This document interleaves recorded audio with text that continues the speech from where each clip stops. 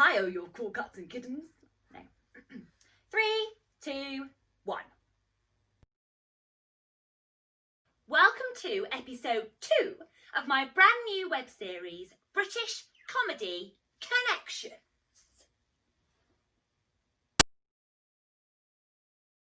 Black Books was a Channel 4 black comedy sitcom which ran for 3 series from 2000 to 2004.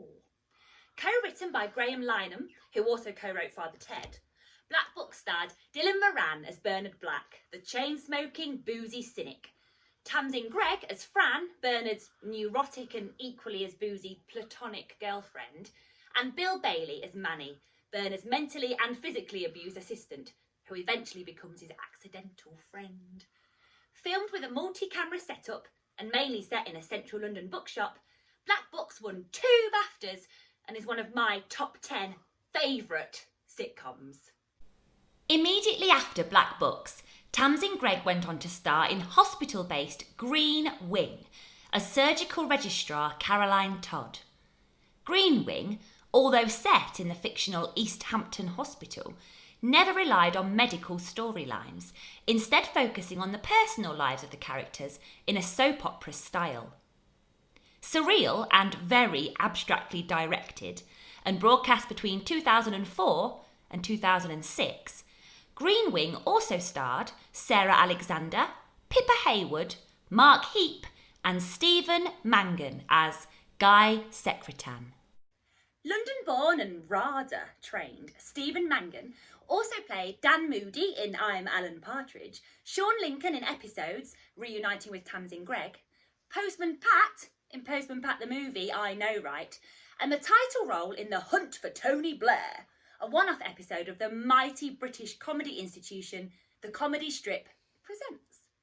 The comic strip is a group of British comedians who broke into the big time in the 1980s, with their self-titled TV series critically labelled as a pioneering example of the alternative comedy scene.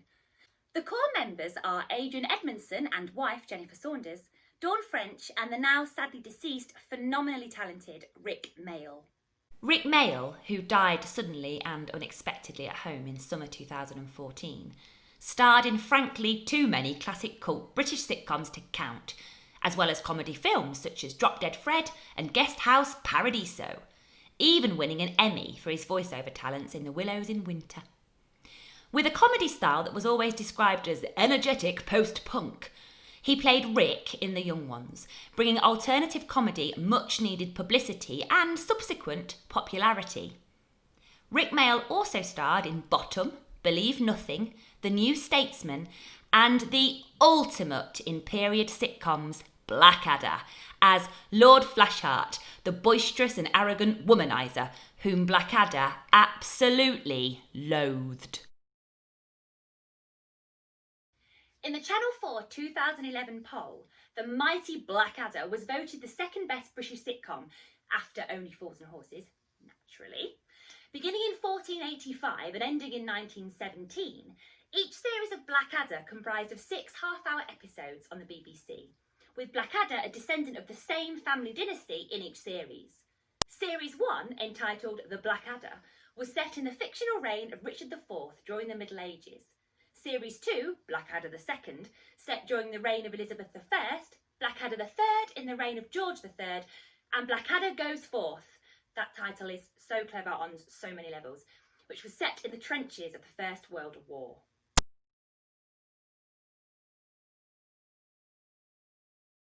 Apart from the comedy staple, Mr. Bean, apparently the most recognised face in the world, even more so than the Queen and Michael Jackson, Rowan Atkinson's other starring sitcom role was Inspector Raymond Fowler, an old-fashioned officer with a notable disinterest and disdain for sex, in the oft-overlooked brilliant piece of work, The Thin Blue Line. Set in a police station in the fictional English town of Gasforth, Fowler and his team of uniformed officers consistently lock horns with the CID, led by Detective Inspector Derek Grimm, who takes that classic policeman trope view of CID being better than uniform to the extreme. A regular character and arguably the most lovable, if slightly dim-witted, Constable Kevin Goody, whose reason for joining the police was being able to wear a nice uniform, was fabulously played by James Dreyfus. James Dreyfus, one of my favourite British comedy actors from the 90s, had his first television break in the mighty Ab Fab and rose to prominence through his role as Constable Goody. In an interview around the time of broadcast, James compared the character to Frank Spencer from Some Mothers Do Have 'Em, in that both he and Goody were campy but firmly married heterosexuals. In a later interview, he noted that he felt he became typecast as a result of the Thin Blue Line, and of his later starring role as Tom in the BBC comedy Gimme, Gimme, Gimme, both characters overtly outrageous and flamboyant. Gimme, Gimme, Gimme, aired between 1999 and 2001, was written by Jonathan Harvey, who also writes for Corrie to this day, and ran for 3 series. The bold and bright opening title sequence portrays both lead characters' continual and unfruitful search for a male partner, and the theme tune is a modern cover of the ABBA classic of the same name. Gimme Gimme Gimme is very loosely based on the Mike Leigh play Abigail's Party, and as of November 2020, the entire series is available to re-watch on BBC iPlayer. Do it, it's totally worth a watch. The series was entirely filmed in front of a studio audience, with Jonathan Harvey appearing himself in 3 of the episodes. Kathy Burke played the lead role, Linda Hughes, and received 2 BAFTA awards for her portrayal of the innuendo-ridden, bolshy and red-permed Londoner. Dreyfus's Tom and Kathy Burke's Linda met for the first time wasted on ecstasy in a seedy nightclub and decided then and there to move in together that night. The 3-series story basically documents, in Jonathan Harvey's words, one very long come-down from that night. The dark comedy, my favourite brand of British comedy, comes from Linda's disassociation with reality, which is partly due to her abusive and neglectful childhood, which she subtly pepper random conversations with, along with sparse mentions of her daddy who now lives in an iron lung. Kathy Burke, who I've met a few times and is absolutely outrageous, love it, has starred in so many different British comedies, including extensive work with Harry Enfield, French and Saunders, and a recurring role in comedy giant Absolutely Fabulous. In the 2000s, she turned her hand to theatre directing, returning to acting in the last few years, including reuniting with the gang in Ab Fab the movie. Kathy has also hosted the long-running satirical panel show Have I Got News For You 3 times, and appeared as a member of Ian Hislop's team in Series 6. Have I Got News For You premiered in September 1990 and has a long history of being criticised, from everyone from politicians to celebrities to the viewers themselves. Like British comedy stalwart Stephen Fry, who in April 2003 announced he was boycotting the show after Angus Deaton was sacked, calling the firing greasy, miserable, British and pathetic. Fry has previously appeared on the show 3 times.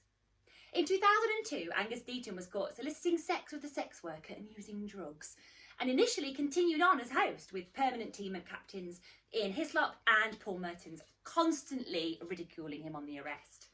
Eventually, the BBC terminated Deaton's contract as further scandal and headlines kept coming and coming and coming. Another comedian who has appeared several times hosting Have I Got News For You, and a man I recently had a very adult dream about, irrelevant news for you there, is Robert Webb, who is most well known for his comedy double act with David Mitchell. Whilst at Cambridge University, Robert Webb became the vice president of the Footlights, arguably the most famous Amdram group in the country. He met David Mitchell, and together they went on to star in the Mitchell and Webb Situation, That Mitchell and Webb Look, the seriously underrated The Smoking Room, one of my favourite ever sitcoms, and the fantastic point-of-view shot Channel 4 sitcom Peep Show. Peep Show never reached the heights of ratings that perhaps the creators strived for, but it received considerable consistent critical acclaim and has since become a firm fan and cult favourite.